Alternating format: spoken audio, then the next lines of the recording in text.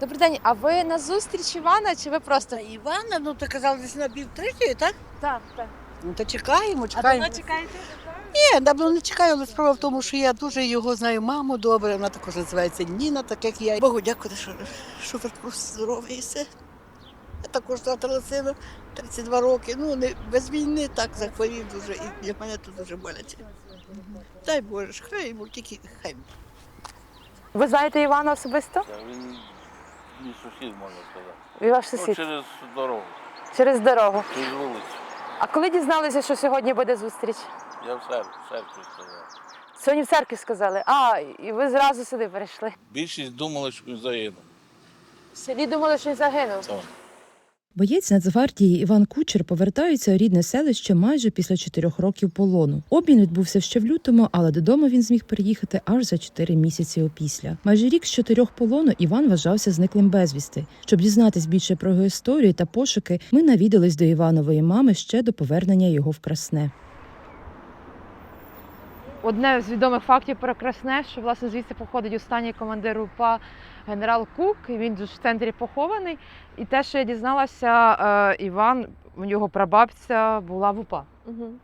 А яка- Вона сама не була в ОПА, вона просто тільки допомагала бійцям. Мгм. Вона приносила їм їсти, Мгм. вона говорила, чи можна їм виходити, наприклад, де вони переховувалися, там вона пішла їм і сказала, що можна вийти, вже нікого нема. Вона зброю їм переховувала. Добрі люди в кавичках сказали, що вона з ними співпрацювала, що вона їх переховувала, що вона їм їсти давала, і вивезли її в Сибір. І якраз те саме місце, де Іван був в Сибірі в полоні. А яке це місто? Кемерово. І вона була в Кемерово? Так. Ну, Кемеровська область, але ж ту саму область, то, що Іван і бабця була там. І мій тато там родився. Можливо, це гени прабабці, думали в родині, коли Іван, здобувши професію кранівника, вирішив стати військовим. Підписав контракт в 16-му році, коли в Україні вже тривала війна, але зрештою за 3 роки повернувся в цивільне життя. На початку повномасштабної війни працював у Києві на базарі. Я його просила приїхати тоді додому, бо каже, війна почалася, їдь скоро додому. Він каже, мама, яке додому, як в нас війна почалася, мені треба йти на війну. І коли вже від Києва вороги відійшли, я кажу, може, ти приїдеш в відпустку додому? Ні, їду на схід. Ну, так. Все. Він казав, куди саме їде? Ні, він мені не сказав, куди він їде. Він сказав, що він був в Дніпропетровську. Він мене надурив, щоб я не переживала. Сказав, дзвонити не можна, тільки писати смс, так щоб я не чула ні вибухів, ні нічого. Він сказав тільки чоловікові, відчиму, він сказав, де він є, а мені нічого не говорили. Тоді вже, як він пропав, то чоловік мені сказав, що він пішов в Попасну. Та все, але ми не знали ні частини, ні номера, нічого, ми взагалі нічого не знали. У нас тут тилова частина, нас тут вчуть, але ми ще не йдемо нікуди. А тут 18 квітня зранку він написав з Богом. І все, і більше. Вам? Ні, в Фейсбуці написав з Богом, і все. І ми так зрозуміли, що він пішов на бойове завдання. Як ви дізналися, що він зник? Як Хтось виставив у Фейсбуці, що він загинув. З його, я не знаю, хто там, з його київських друзів. Я не знаю хто, бо ми його не знаємо. Виставив, що Іван загинув, і ще багато їх там загинуло. До мене подзвонили. Подзвонив теж колега, товариш мого сина, і сказав, що так-то і так-то, там в Фейсбуці є новина, що ваш син загинув. Далі почалися пошуки будь-якої інформації. Коли рідні врешті розшукали військову частину, де служив їх син, там загибель не підтвердили, але визнали – Іван Кучер зник безвісті. А Вова хтось приїхав, ні? Ні, то що зарано. Чи зарано? Ну, то напевно, приїхали зустрічати. Так. Тому що зарано, то що людей немає. А ні, дійсно, дивіться, я тут так як з клуба. То привезли Видно, дітей. концерт якийсь буде ще. Так, напевно, буде. А ви на зустріч? Так. А ви з Іваном знайомі? Ні, ми не знайомі. Я просто сам військовий після поранення. Знаєте, і це велика радість для нас зустрічати таких хлопців з полону. Це ти сама малювала? А коли це встигла? Тільки вчора ввечері стало відомо, що Іван повертається. Сьогодні малювала. Ну, молодець. Все буде в нього добре, все в нього вийде. Він сильний. Раз він повернувся, він вже сильний. Він вже мужній, він герой. Два рядочки. Скажеш? Дякуємо за кожен ранок, пишаємо собою. Значить, Вікторія перша, а Ангелінка друга. Добре. Ми двоє з нею виходимо. Так, ви стоїте так рядом. А йому дайте слова. Марко, дивись. Будемо повторяти. Дякуємо, слава герою, ласкаво просимо додому. Дякуємо, слава герою, ласкаво просимо додому. Добре? Тільки вчора ввечері стало відомо, так, що Іван повертається. Як ви встигли організувати вірші? Це вірші дітки будуть говорити? Вірші, так, ми стараємось. Дітки у нас дуже активні. Тобто ви сьогодні вранці всіх діток зібрали, чи це тільки зараз буде репетиція? Ні, ми вчора їм повідомили, Ага. сказали, що вони Слова будуть вислали? Так, і вони підготовили, вивчили слова і бачите, прийшли. Для вас це емоційний дуже момент. А ви з ним знайомі? Ну так, його сестра вчилась моєю старшою дочкою. Тобто, хоч і минуло 4 місяці з того повернення, все одно для вас це емоційний момент. Ну, вибачте, будь ласка. Я знала, що Іван в полоні 31 грудня 22-го року. То якраз 31 грудня там обмін полоненими був. Подружка подзвонила і сказала: Ніна, ти знаєш, що Політило тут вернувся з полону, і він сказав до своєї мами, що кучер Іван є в полоні. А політили це з Красного чи з ОТГ? Красного. Самого Красного, Самого. звільнений з полону? Він самий перший був звільнений з полону. Угу. І він знав, що він його там бачив? Він не бачив. Ага. Він не бачив. З ким мій Іван пропав на позиціях, отой хлопець, він був з ним в полоні. Ага. Бо то була 38-ма колонія, а Іван був 36-й. І той Руслан, то він якраз був з нашим політилом в полоні. Він сказав: я пропав, мене взяли в полон разом з кучером Іваном. Але то так, вірила, не вірила, вірила, не вірила, не знала, як, бо ж він його сам не бачив. А 16 лютого чи 6 лютого 23-го року з сусіднього села виходить з полону воїн і сказав: я з ним був разом. 6 лютого, так. 6 лютого. А 16 лютого виходить на ТГ-каналах московських відео, де Іван є на відео. Там знімали колонію, як їм там добре. А хто вам його перекинув, це відео? Я знайшла, бо я сиджу 24/7 на ТГ московських каналах. Место, в котором они находятся, пребывают в условиях содержания, полностью отвечают принципам и нормам международного гуманитарного права. Библиотека, шахматы, шашки, время. Але збоку він Ви сидів. вже так пізнали? Так. Він тільки збоку сидів, ми його пізнали. Лице ми його не бачили, вон. Украина полностью выполняет требования. Ми його пізнали, в нього шрам є взаді на голові. Ну, але і лице збоку пізнали, що наше. Після того відео то я подала документи в Червоний Хрест, координаційний штаб, оту фотографію та відео подала, що я знайшла сина. І тоді вже вони дали запрос, чи як то на ту сторону, ворожу. І вони підтвердили, якось в травні 23-го року мені підтвердили, що він є в полоні. Наші діти разом ходили в один клас. Хоч один старший, а другий є одноліток. І вони так разом їх дружили з компанією. Був в хаті неодноразово в мене. Я як згадую, просто старший в мене з 92-го року. І коли сказали, що він загинув, я пам'ятаю, Іванко сидів, їв за столом і потім почав плакати. Він так плакав, і я так його обняла і кажу: Іванко, може, то неправда, він таке, може, живий.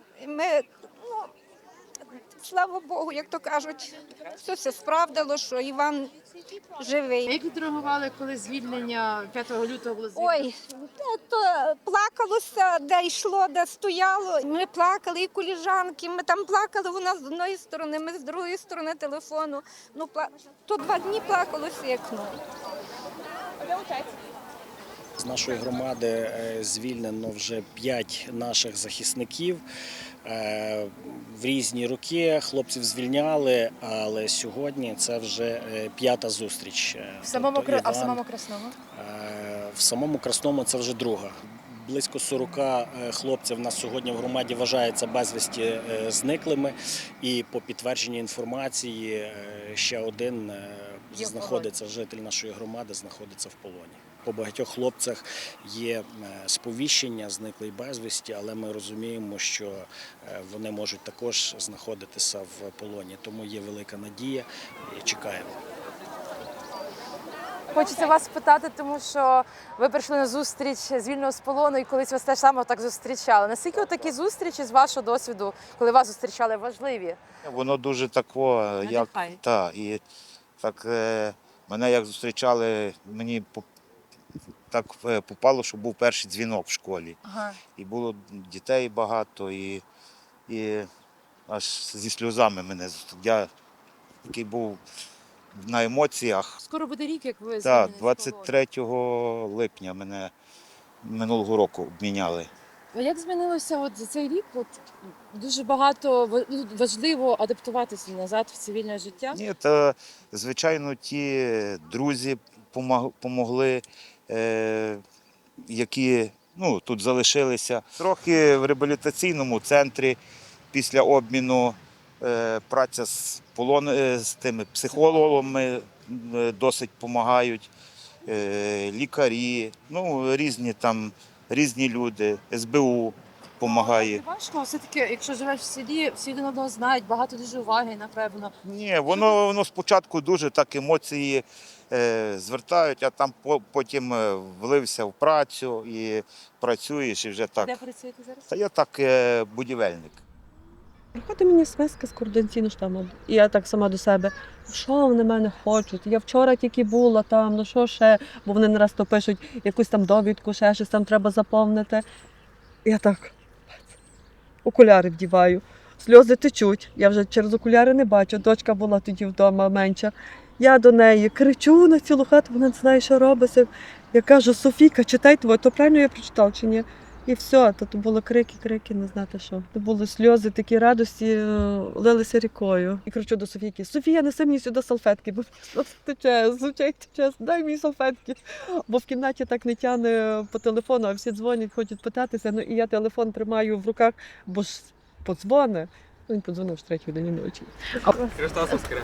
Воістину стрес. Ті хлопці, які разом повернулися з Іваном, більше вже повернулися додому, як я розумію. Так. А Івана тримають, тому що? Тому що він сам хоче попрацювати з психологом. Угу. Він же віддихав в санаторії там в Києві. І в нього мала бути назначена операція, але чомусь перенесли аж на липень місяць.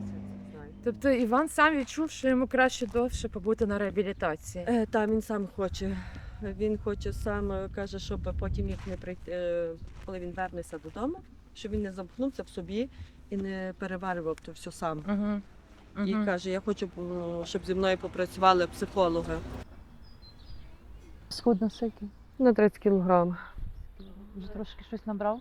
За 2 місяці? На 30. Назад вже вернув? Так. Додому ніхто готовий санаторію.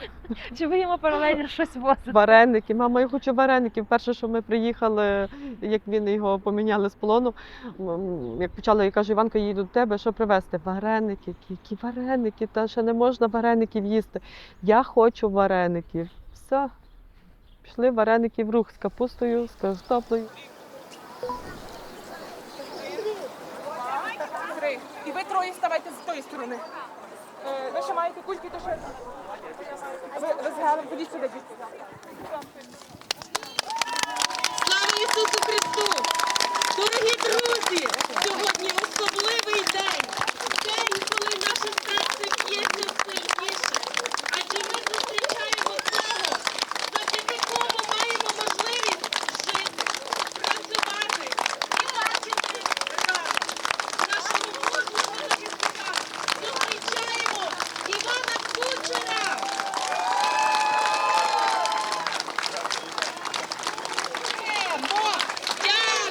Дякуємо! Слава герою! Слава герою! Тобі, солдати, я завдячую життям. Настане мир, ти цього дочекайся. Одного лиш ми просимо усі. Додому, рідні, ви живими повертайтесь. Сьогодні у нас ніби як пасхальний день, бо сьогодні, дорогий Іван, ти повернувся, сльози течуть. трудно їх стримати. Тому що цього хлопчика я знаю з дитинства. Ми втішаємо, що небо, дорогий Іван, змилосердилося над тобою. Сьогодні я хотів би, вітаючи тебе, схилити голову перед твоєю матір'ю Ніною, дорога Ніна. Я бачив, якби в нашому храмі, ми всі бачили, як ви клікали біля престолу Божого, біля іконостасу. Слава Богу за вас.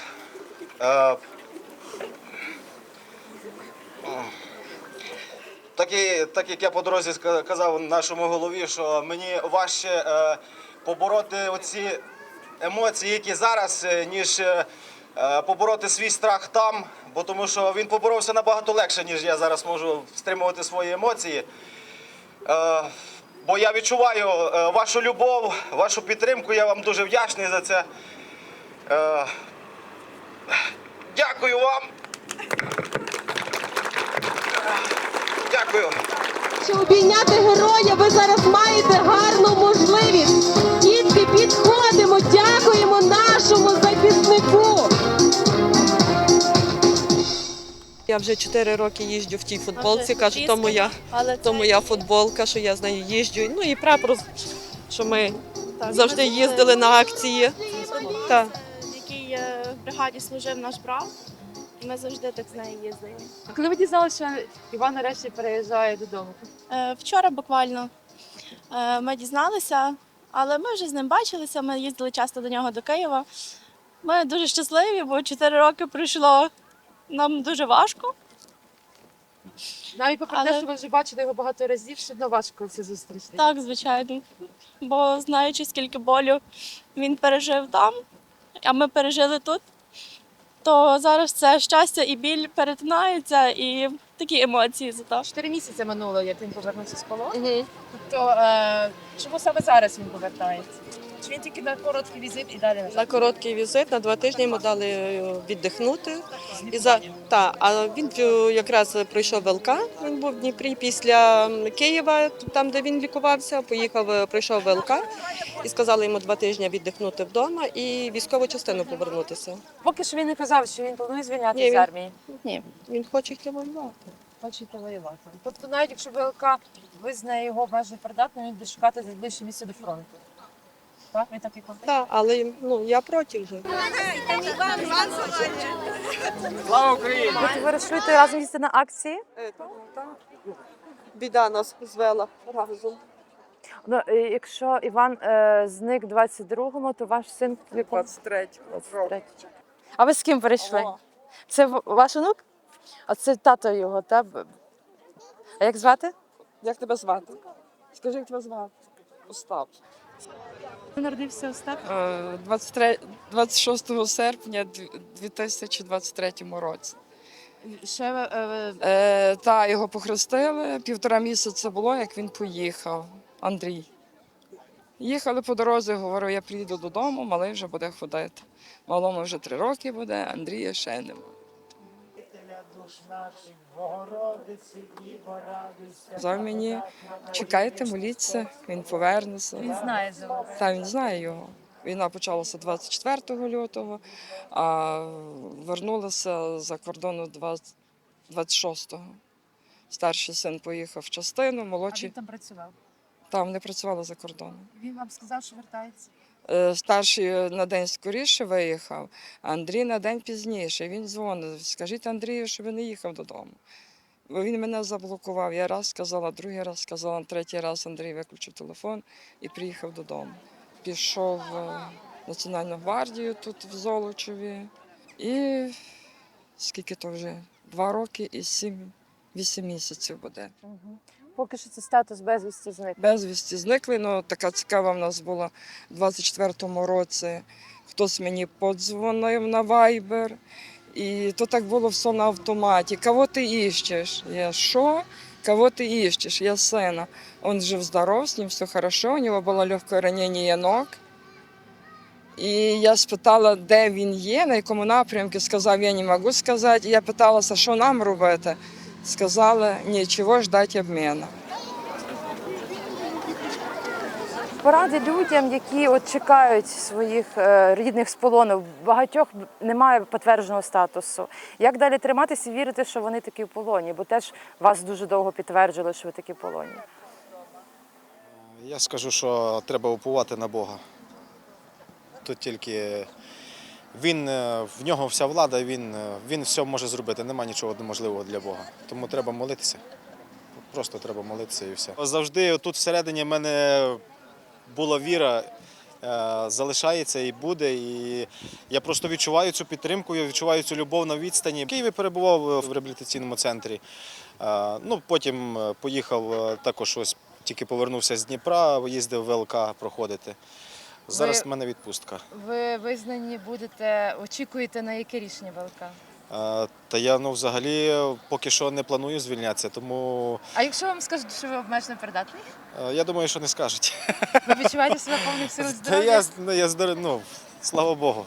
Так, а ви знаєте, що мама не хоче, щоб ви залишалися на службі? Мама розуміє і приймає мою думку, тому вона мене в будь-якому випадку підтримує. Ну ви все-таки розглядаєте службу в тилових частинах? Куди скаже, туди і піду. На цьому тяжкі довгі очікування Ніни не завершились. В квітні 24-го року безвісти зник на Донбасі її коханий чоловік та відчим Івана. До цього часу жодної обнадійливої звістки про нього немає. І, до речі, я спала 2 тижні, як він вернувся з полону, я спала, бо я забула, що таке сон. Але все, і далі мене попустило. Тепер вже через чоловіка Так. дає. Чоловік, як пішов він служити, ваш чоловік? Бо Іван пішов. Бо Іван пішов 24 лютого, а як то так, син пішов, бо він його сином називав. Як то так, Іван пішов, а я буду вдома. І він пішов. А коли пішов? 25 лютого 22 року. І куди він потрапив? ППО. Він 2 роки тут був в ППО. На заході України? Так. А потім? А потім його перевели в 225-й батальйон, Донецька область, Часів Яр. Часів Яр. Ну і там, як війна була, вони були прості штурмовики, а тоді вже почалася війна дронів. Що їм там сказали робити? Взяли автомати, взяли 2 гранати і пішли. Пішли на штурм. Голе поле.